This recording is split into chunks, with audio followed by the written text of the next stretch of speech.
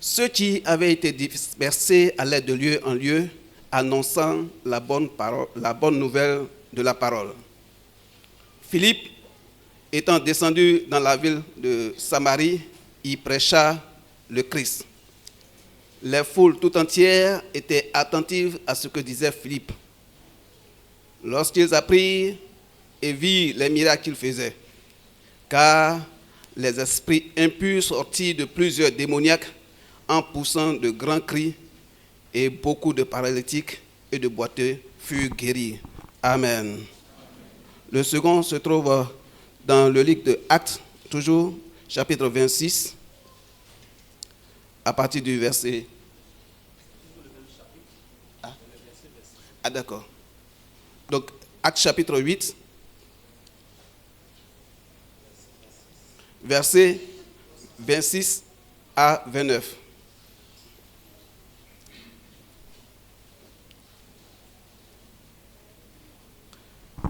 Un ange du Seigneur, s'adressant à Philippe, lui dit: « Lève-toi et va du côté du Midi, sur le chemin qui descend de Jérusalem à Gaza, celui qui est désert. » Et il se leva et partit.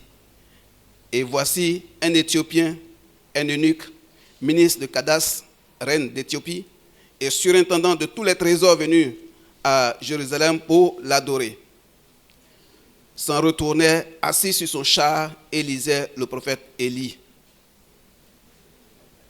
C'est bon, jusqu'au 28.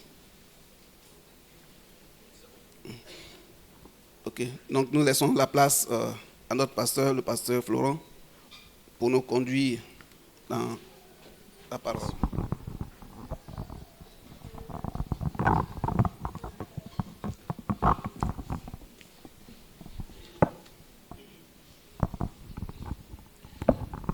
Bien-aimés dans le Seigneur, soyez salués dans le beau et précieux nom de notre Seigneur Jésus-Christ. Je voudrais souhaiter la bienvenue à tous nos visiteurs. Que Dieu bénisse votre séjour parmi nous. Je voudrais dire aussi heureux mariage au couple Kwaku. Le groupe musical, revenez. Pour le plaisir du groupe, depuis hier, j'ai remarqué que Madame Kwaku aime bien le chant Ebenezer. Quand j'ai crié, c'est ça? On a chanté, mais on va chanter encore ce chant-là. Allez.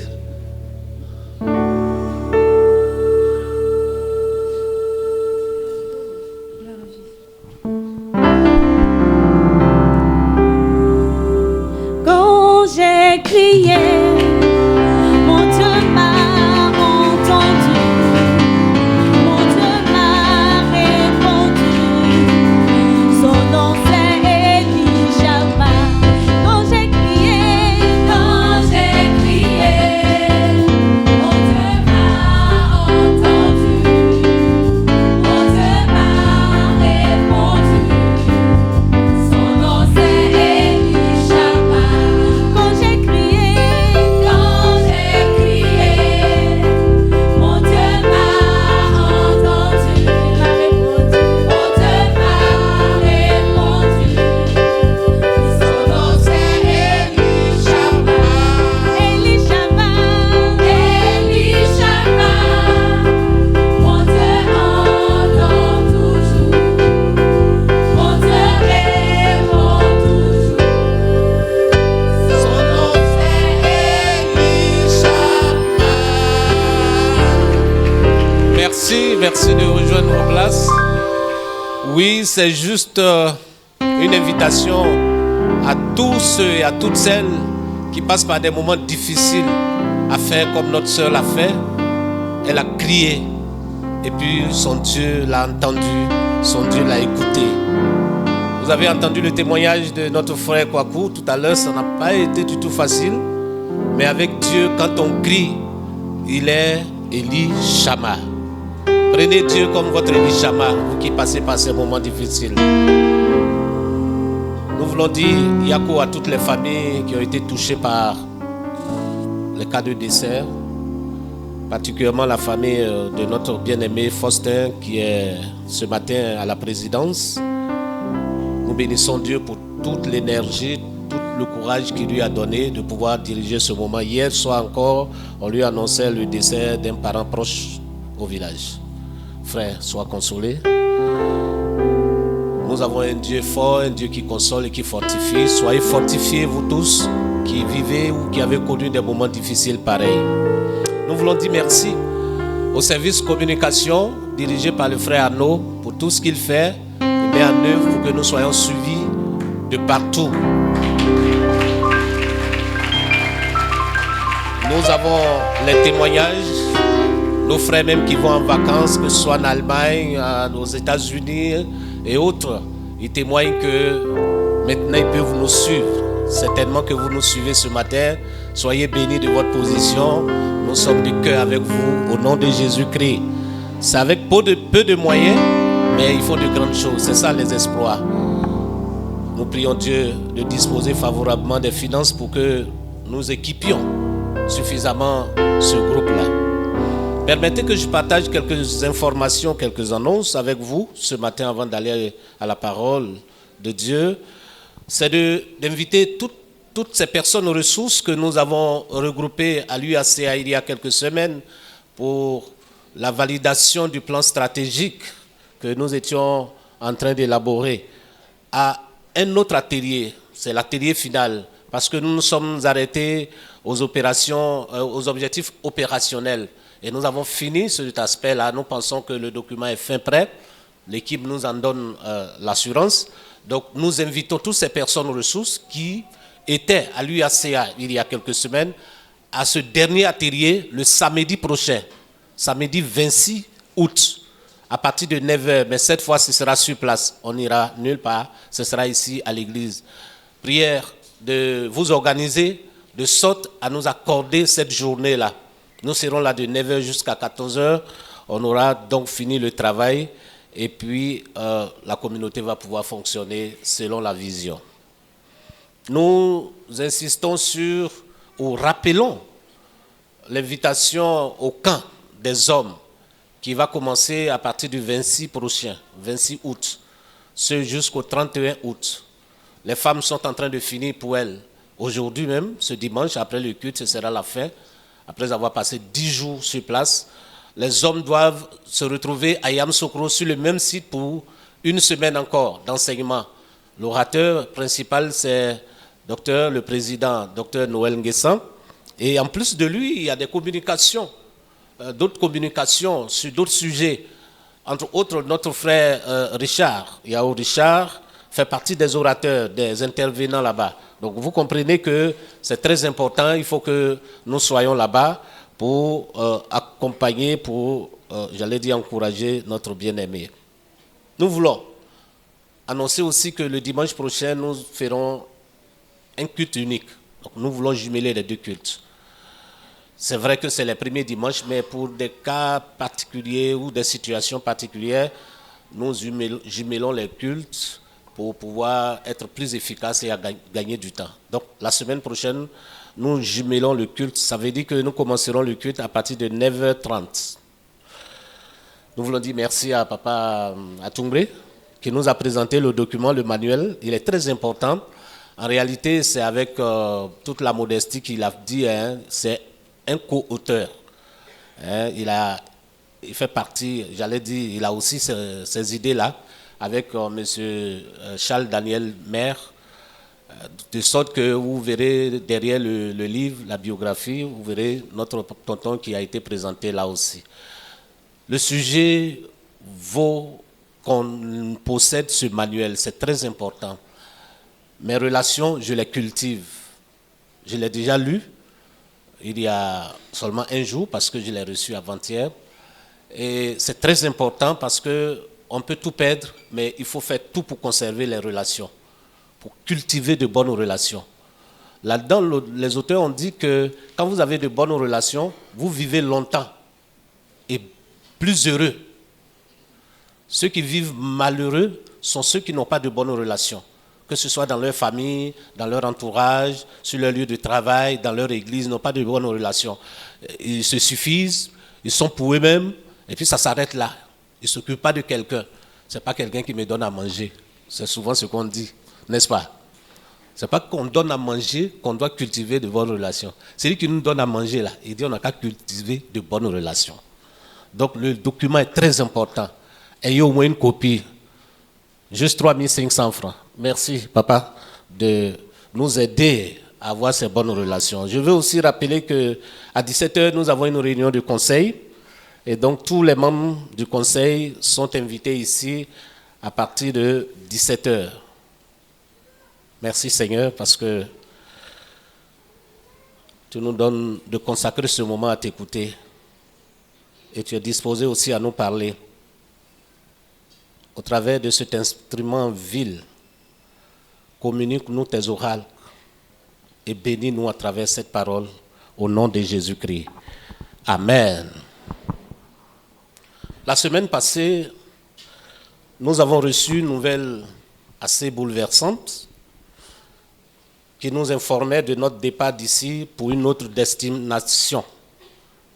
C'est vrai que la personne qui nous a donné la nouvelle, elle a su maquiller cette nouvelle de sorte qu'on n'a pas trop senti le choc. Mais il faut dire que ça a choqué plus d'une personne. Elle est bouleversante parce que nous sommes là il n'y a que 11 mois. En effet, nous sommes arrivés ici le 20 septembre 2022. Et aujourd'hui, le 20 août 2022, vous comprenez que ça fait juste 11 mois. Oui, c'est difficile à comprendre, voire même impossible d'accepter une telle décision.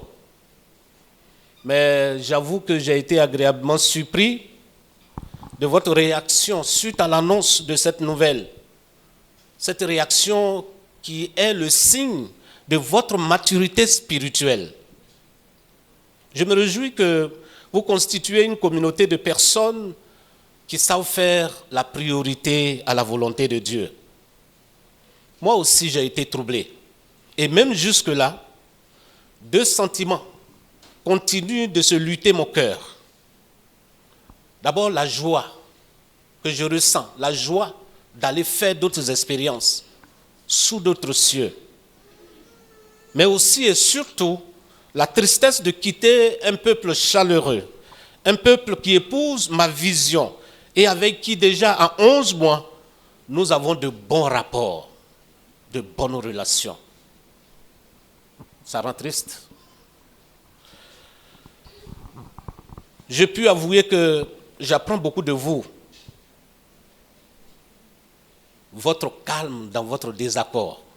Ce n'est pas toujours vrai que ce que je dis ici, ça vous plaît. Mais vous êtes toujours resté calme, n'est-ce pas? Il n'y a pas eu de bruit. Ailleurs, il y aurait eu de bruit. En 11 mois, j'ai entendu ça ailleurs. Venez chercher votre élément. Faut-il partir ou rester? Voilà la grande interrogation.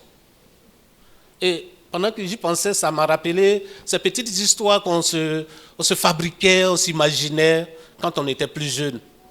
On vous dit par exemple, votre père est malade, en train de mourir dans le coma. Votre maman est malade, en train de mourir dans le coma. Toi, le fils, tu es le médecin. Il y a un seul traitement.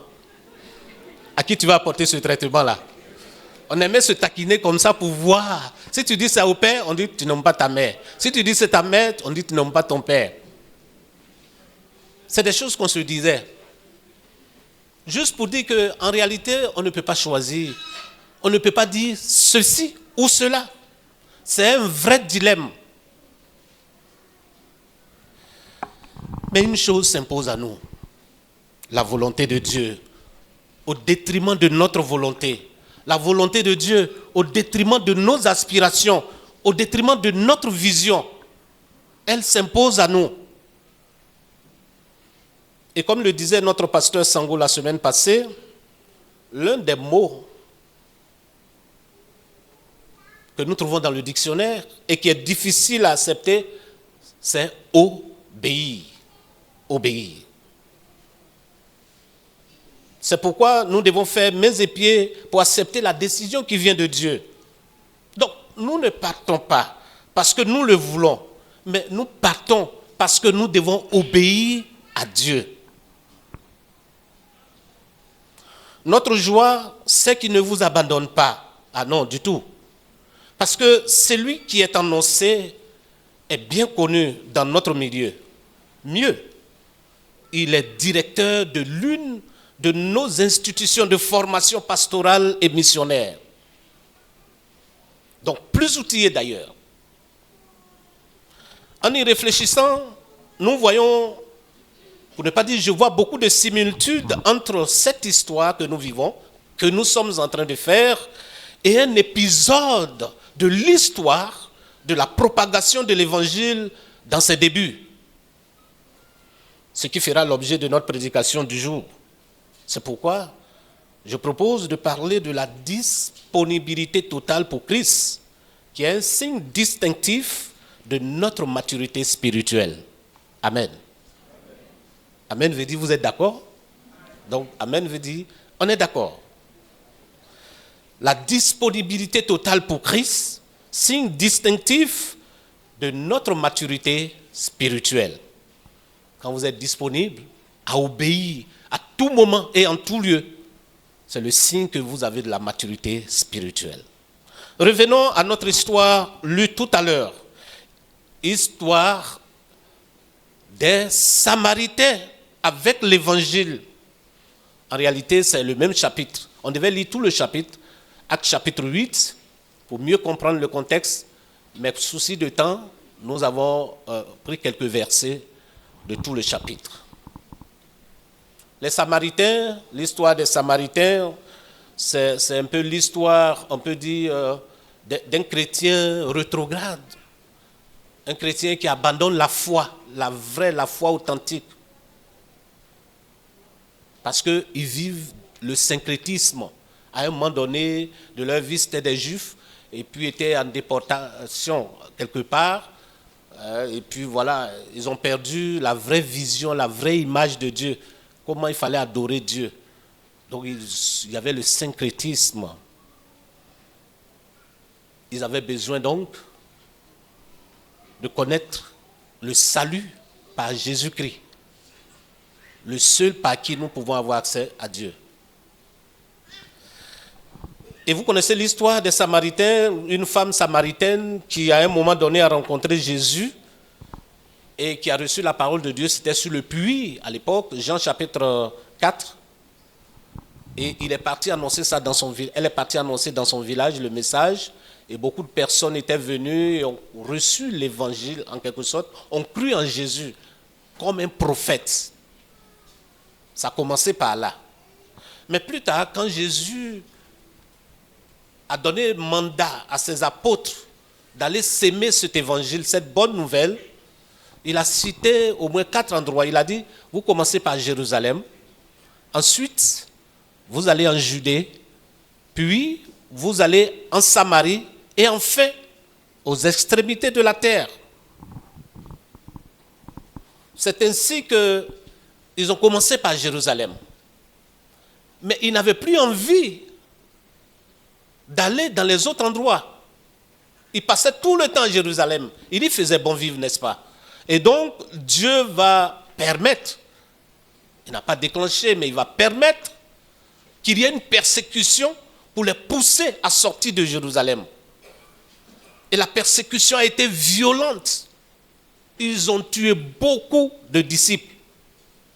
Et tout le monde est sorti de Jérusalem. La Bible mentionne que tout le monde, quand vous lisez les 3 premiers versets du chapitre 8 de Actes, il dit tous les croyants là sont sortis de Jérusalem sauf les apôtres. Les 12 sont restés à Jérusalem. Parce que chacun fuyait pour se sauver la peau. C'était le temps de l'empereur Néron. Une violente persécution. Et c'est à ce moment-là même qu'ils ont tué Étienne. Un certain Saul, devenu plus tard Paul, a commencé à entrer dans les maisons pour faire sortir les chrétiens et les tuer. La persécution était violente, si bien que les chrétiens ont fui Jérusalem, sauf les apôtres. Et du nombre de ceux qui ont fui Jérusalem, se trouvait le diacre Philippe. Philippe comme Étienne. Il fait partie des 7 qui étaient remplis du Saint-Esprit. Philippe a fui. Et il s'est retrouvé en Samarie. Comme la Bible l'a dit. Vous serez mes témoins à Jérusalem, en Judée, en Samarie. Philippe s'est retrouvé en Samarie. Et c'est de son histoire qu'il est question ici. Et là-bas, il sème l'évangile. Donc, il évangélise. Et puis, les gens se convertissent. Quelquefois, je dis, la persécution est bonne. Ça nous permet d'aller avec l'évangile un peu partout. Et c'est ce que Philippe a fait. Et il a eu du succès. Dieu a béni son ministère. Beaucoup de convertis, quand vous lisez l'histoire. Tout était favorable pour Philippe de s'établir là. Il y a eu des baptêmes, il y a eu des conversions. Alors, la question, est-ce que Philippe, ce n'était pas nécessaire pour lui de prolonger son séjour dans la contrée pour enseigner ces nouveaux convertis, puisqu'il venait de gagner de nouveaux convertis, contrairement à Jérusalem où on les tuait. Là, il arrive, on l'accueille, et puis ils acceptent son message. Non, humainement parlant, on va dire non. Il faut que Philippe s'établisse là. C'est le premier pasteur de la communauté, c'est le pasteur, j'allais dire, essentiel, on pourrait le dire. C'est lui qui est loin de Dieu. On ne l'a jamais vu un tel pasteur. Avec une telle puissance. Parce que quand vous lisez le message, vous allez voir qu'il y a eu des conversions, non seulement des conversions, mais des miracles. C'est dans cette ville-là que se trouvait un certain Simon le magicien, qui était très populaire, mais qui perdait les gens. Et même Simon le magicien s'est converti. Même si plus tard, on s'est rendu compte que sa conversion n'était pas authentique. Mais au moins, il s'est converti. Donc la ville était bouleversée par le ministère de Philippe. Donc Philippe devait penser maintenant à faire un bureau, un conseil, à élaborer un plan stratégique pour gérer l'église sur 5 ans ou 4 ans. C'est ça. Quand vous avez une église comme ça, c'est de bonnes idées comme ça qui vous viennent à l'esprit. Mais non. La Bible mentionne que une nuit, un ange du Seigneur vient et lui dit, Philippe, lève-toi et va vers le midi sur le chemin qui descend de Jérusalem à Gaza. Mais je te préviens, c'est le chemin qui est désert. Va vers là-bas. C'est un non-sens. Ça n'a pas de sens. Est-ce qu'on pourrait considérer cette voix comme la voix d'un ange? N'est-ce pas un démon? Parce qu'un ange, il construit l'œuvre de Dieu. Je suis en train de construire l'œuvre de Dieu. Tu me dis de l'abandonner et d'aller ailleurs. Et où? Dans un désert. Où il n'y a personne. L'évangile, c'est pour les hommes. Jean 3,16. Car Dieu a tant aimé le monde qu'il a donné son Fils unique, afin que quiconque croit ne périsse point, mais qu'il ait la vie éternelle. Mais le monde, c'est nous. C'est pour nous que Jésus est mort. Dans le désert, il y a quoi à faire là-bas? Et puis, même s'il y a des hommes dans le désert, ici, je viens à peine de commencer. Je suis en train de faire mon plan stratégique. Comment je vais gérer ça sur les 4 ans? Et toi, tu viens me dire ça? Non, tu es un démon. Ce n'est pas un ange qui m'a parlé. Bien-aimé, à la place de Philippe, on pourrait raisonner comme ça, n'est-ce pas? Non. Philippe n'a pas raisonné comme ça. Je suis tenté de demander à nos aînés, à nos serviteurs qui sont ici plus passionnés, plus expérimentés, quelle réponse devons-nous donner quand la question nous est posée, j'allais dire l'invitation nous est donnée comme ça. Mais nous trouvons là un enseignement. Vous savez, il nous arrive souvent d'être absorbés par un service que nous oublions totalement que le champ du Seigneur est vaste. On oublie ça. Que de l'autre côté, à l'autre bord, se trouvent aussi des âmes. Parce qu'on se sent tellement bien ou tellement préoccupé par ce qui se passe dans ce lieu. Je sais une chose, et que vous devez le savoir aussi, c'est que l'évangile est utile partout, même dans le désert. Dis Amen. Ah oui, même dans le désert, l'évangile est utile là-bas. Grand, petit, juif, païen, chacun a besoin du salut. Et Dieu nous dit, lève-toi et va. Mais où? Dans le désert. Voilà la destination. Ah Dieu, tes voies sont insondables. Vraiment insondable. Bon, il faut obéir. Même si c'est dans le désert. Certainement que ça n'a pas de sens, cet appel, mais il faut obéir. J'ai encore d'autres choses à terminer ici, mais il faut obéir. Je n'ai pas de raison de dire, je vais obéir un peu plus tard. Laisse-moi terminer ça d'abord, avant d'obéir. Pourquoi? Parce qu'il y a urgence. Il y a urgence. Philippe va obéir. Il se lève aussitôt, a dit la Bible, et il s'en va. Et quand il arrive, la Bible dit qu'il y a le surintendant de la reine d'Éthiopie qui revenait de Jérusalem et qui rentrait chez lui. À l'époque, le centre de l'adoration se trouvait à Jérusalem. Donc, où que tu sois, une fois par an, tu dois te rendre à Jérusalem pour offrir à Dieu. On a toujours cherché à adorer Dieu, mais ça n'a pas toujours été la voie de Dieu. On peut être en train d'adorer Dieu sans vraiment toucher le cœur de Dieu. On touche le cœur de Dieu seulement par Jésus-Christ. C'est pourquoi il est le seul chemin par qui nous pouvons atteindre Dieu. Donc lui aussi, avec son statut social élevé et son semblant d'adorateur, de croyant, il avait besoin de Jésus. Donc Dieu, voyant les efforts que ce grand type faisait pour chercher le salut, avait besoin de quelqu'un de disponible pour l'envoyer vers lui. Et c'est Philippe qui l'a trouvé. Et ce monsieur était en train de partir. Il traversait le désert, il était seul. C'est à ce moment-là que Philippe arrive et puis il voit le monsieur venir. Il accoste, il monte avec lui, il lui explique la parole qu'il était en train de lire.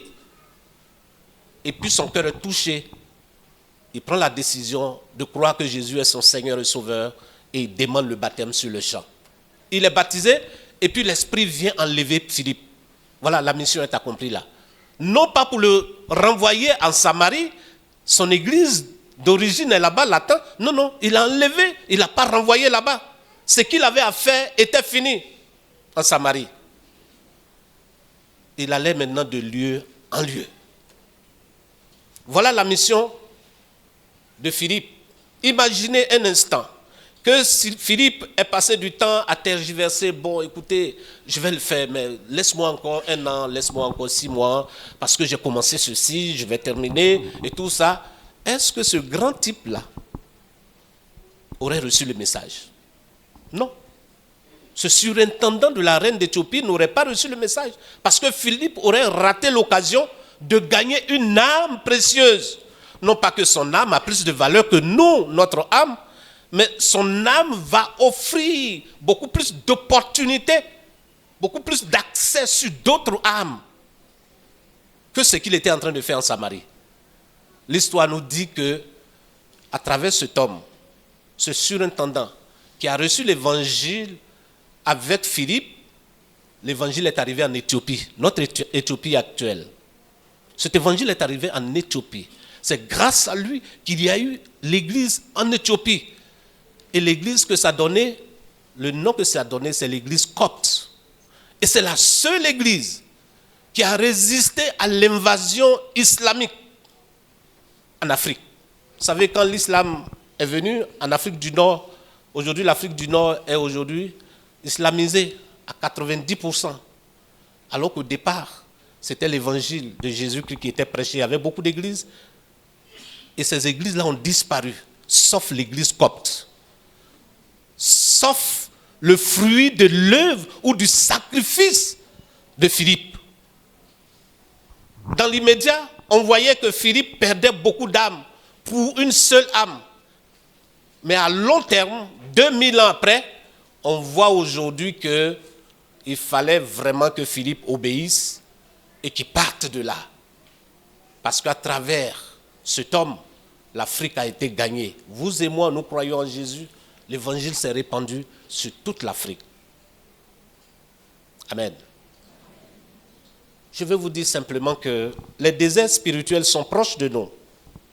Dans notre nation qui se dit chrétienne, Dans notre entreprise, il y a aussi le désert spirituel. Dieu peut vous demander quelquefois l'impossible. Là où vous bossez aujourd'hui, avec ce que vous avez comme traitement salarial, le Seigneur peut vous demander de quitter là et de faire demande d'emploi dans une autre boîte qui ne peut même pas vous payer la moitié de ce que vous gagnez là aujourd'hui. Ça n'a pas de sens. Vous allez dire, mais je ne suis pas pasteur. Pourquoi cela peut arriver? Mais vous devez obéir. Parce que la raison pour laquelle vous vivez ici, sur terre, c'est l'évangile. Vous aurez acquis tout ce monde. Mais sans cette mission-là, vous aurez passé les 80 ans ou 90 ans sur terre pour rien. Notre récompense se trouve dans notre obéissance. Les déserts se trouvent dans nos écoles. Les déserts se trouvent dans notre voisinage, même dans nos églises. Il y a des déserts encore là-bas. Excusez-moi. Il y a encore des gens qui continuent de tâtonner, de chercher le salut, la voie du salut. Et nous devons obéir. Nous devons saisir chaque occasion pour les ramener à Christ. Laïcs ou clergé. Je le disais au premier culte, même si vous arrivez d'avoir l'appel de quitter cette communauté pour servir Dieu à Bobo derrière Rail, pour aller vous inscrire dans une communauté à Yopougon, je ne dis pas de changer de domicile, vous pouvez habiter ici et être membre de cette communauté là-bas. Parce que Dieu a besoin de vous là-bas, de votre expérience, de votre savoir-faire, de vos relations que vous savez cultiver, juste pour amener des gens. Parce qu'il y a des gens qui ratent le ciel pour ça. Le milieu dans lequel ils se trouvent, simplement, malgré leurs efforts. Et si vous acceptez d'obéir ainsi, cela relèvera de votre capacité d'abandonner, j'allais dire, cela vous distinguera des autres et fera de vous l'homme mature spirituellement. Parce que la capacité d'abandonner son confort pour servir Dieu partout est un signe distinctif de notre maturité. L'apôtre Paul dit aux Colossiens, marchez dans la sagesse envers ceux du dehors, saisissant l'occasion. Et à Timothée, il dit, prêche la parole, insiste en temps et hors de temps. C'est ça, la disponibilité totale pour Christ. Ce qui est intéressant par la suite, c'est que l'église de Samarie n'a pas disparu avec le départ de Philippe du tout. Parfois, on pourrait se lamenter, mais Philippe s'en va, c'est lui qui est notre premier évangéliste.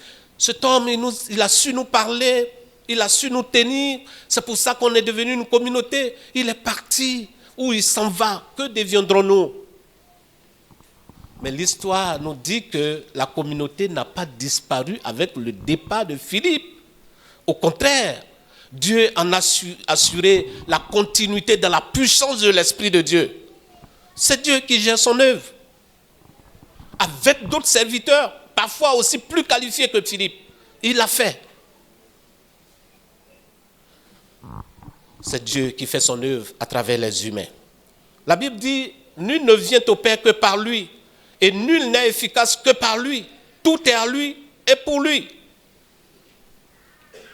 Et quand nous lisons dans Hébreux 5, verset 4, il dit ceci, personne ne peut s'attribuer l'honneur de cette charge à moins d'être appelé par Dieu comme l'a été Aaron. C'est dans un esprit humain, dans des dispositions humaines, qu'on pense que tel est meilleur que celui-ci, tel est mieux que cela, tel est grand. Comme l'a dit quelqu'un, un serviteur, nous sommes tous des serviteurs, mais un serviteur n'a jamais été grand. Le serviteur ne peut pas être grand. Un serviteur, c'est un serviteur. Il est toujours petit. Bon, mais nous, on se donne les titres, un grand serviteur, et ceci, cela. Mais Dieu se choisit ses serviteurs, ces petits instruments-là, pour se glorifier. À la fin, c'est lui qui en est glorifié. Soyez rassurés, peuple de Dieu, que notre Dieu est au milieu de nous. Il fait ce qu'il veut, mais il tient compte de notre bonheur. Parce que notre bonheur le préoccupe davantage. Voilà le message que nous devons retenir pour cette situation difficile à comprendre, pour le moment. Mais que plus tard nous comprendrons et nous rendons gloire à Dieu pour ce qu'il avait décidé. Je vous promets par la suite, j'allais dire la semaine prochaine, à voir comment Dieu a assuré la continuité de son œuvre quand il a fait partir son serviteur. Quand Dieu dépose un serviteur, appelle un autre, comment il assure la continuité? Et vous verrez que Dieu ne nous a pas abandonnés. Au contraire, c'est une bénédiction, cette décision. Que chacun sache en profiter. Au nom de Jésus-Christ notre Seigneur. Amen.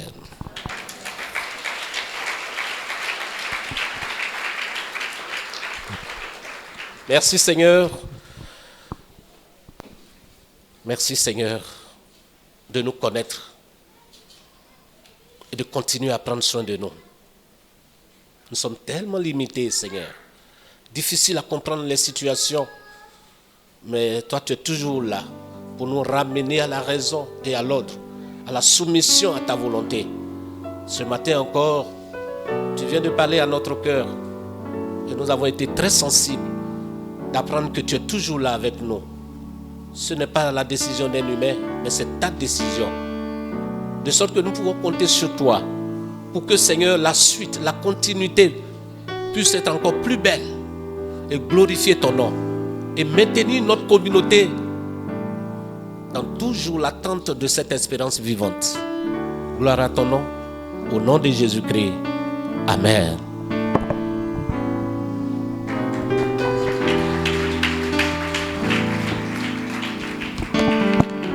Nous voulons dire merci à notre Dieu.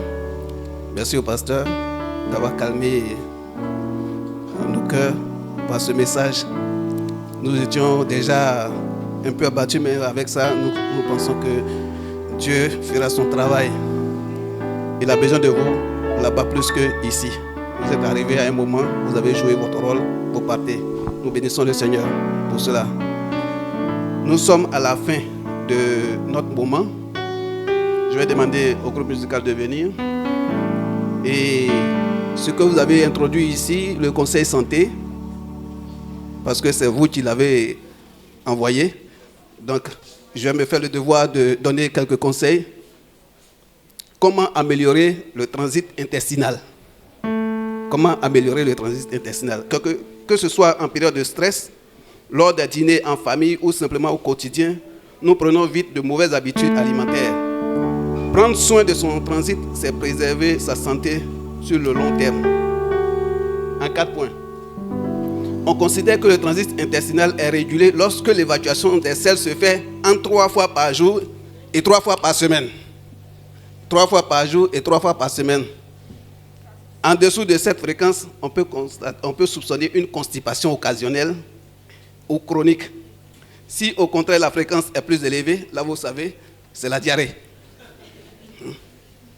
Il ne faut pas attendre pour évacuer les selles et surtout ne pas se retenir au risque de subir des gènes et dérégler le transit intestinal. Les intestins possèdent une horloge interne. Manger à des heures fixes permet de donner à notre organisme des habitudes qui aident à faciliter le transit intestinal. Le grignotage entre les repas est à proscrire et il faut éviter de sauter les repas.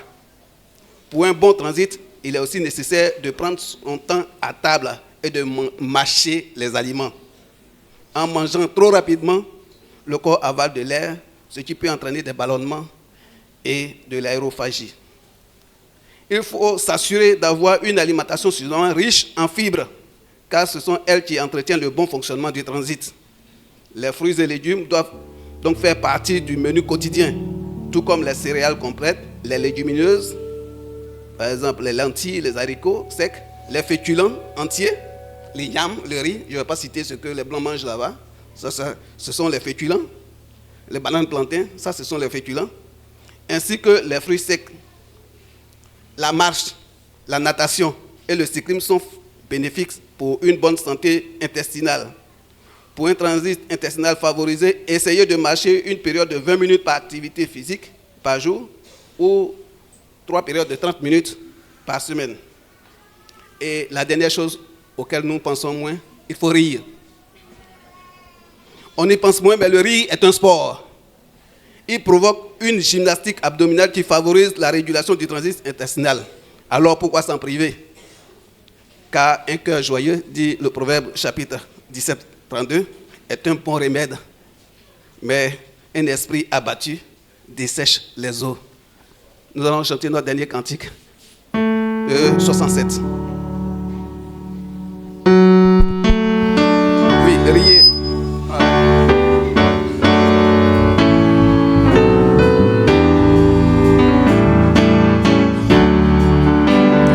La voix du Seigneur m'appelle, prends ta croix et viens suis-moi. Je réponds, sauveur fidèle, me voici, je suis à toi jusqu'au bout. Je veux te suivre dans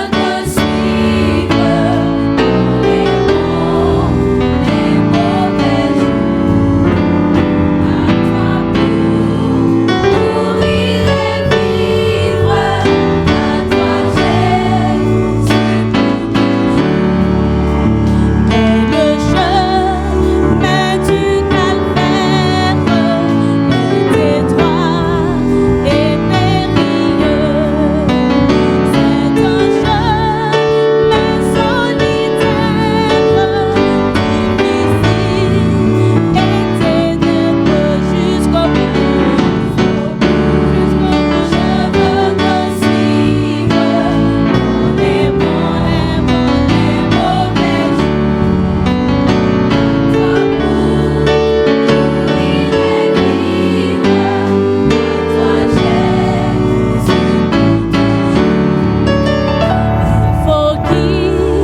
quitter ce qu'on aime, sans voir être mal jugé, endurer les jours mêmes, tout le monde être méprisé jusqu'au bout, je veux te suivre dans les bons, les mauvais jours. À toi pour courir et vivre,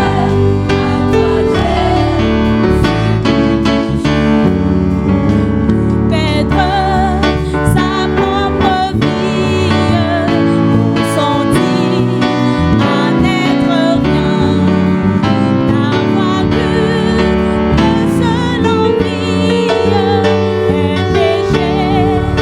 seul bien jusqu'au bout, je veux te suivre les bons, les mauvais jours. À toi pour courir et vivre, à toi Jésus pour toujours. Tous ensemble. Jésus donne grâce et gloire, me suivre à chaque pas. Avec lui, joie et victoire, paix et gloire, car ici-bas jusqu'au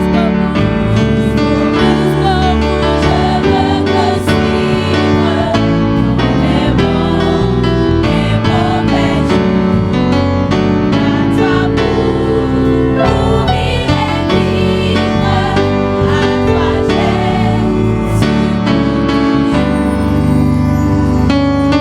mauvais jours. À toi pour courir et vivre, à toi Jusqu'au bout, je vais te suivre dans les bons et les mauvais jours. Seigneur notre Dieu, telle est la confession par laquelle nous terminons ce moment. Et nous pensons que nous ne pouvons pas terminer mieux ce moment qu'avec cette déclaration, cet engagement que nous prenons de te suivre jusqu'au bout, quelles que soient les circonstances. Merci Seigneur de nous donner les ressources nécessaires, la force et la foi pour pouvoir obéir et respecter cet engagement. Merci pour ta présence au milieu de nous. En réalité, nous sommes venus te donner, t'offrir, mais nous nous rendons compte que nous avons reçu plus que ce que nous avons offert. C'est pourquoi nous repartons satisfaits, heureux et fiers de toi comme Père. Nous nous abandonnons en tes mains. Dans quelques heures, nous allons commencer une nouvelle semaine et nous voulons compter sur toi pour avoir une semaine fructueuse en relation. Seigneur, une semaine de victoire dans tous les domaines de notre vie. Donne-nous la protection sûre. Ouvre-nous de ton nom béni partout où nous serons, que ce soit dans nos entreprises, dans nos maisons, où que ce soit. Sois présent au milieu de nous pour nous conduire comme tu le fais toujours avec tes enfants. Peuple de Dieu, allez dans la paix du Seigneur. Que l'amour de Dieu qui vous étreint, qui vous anime chaque jour, vous permette d'aller vers les autres, dans votre entourage, dans les déserts, où qu'ils soient, afin de communiquer la parole de vie. Allez avec l'assurance de la présence de votre Dieu en vous et avec vous. Au nom de Jésus-Christ. Amen.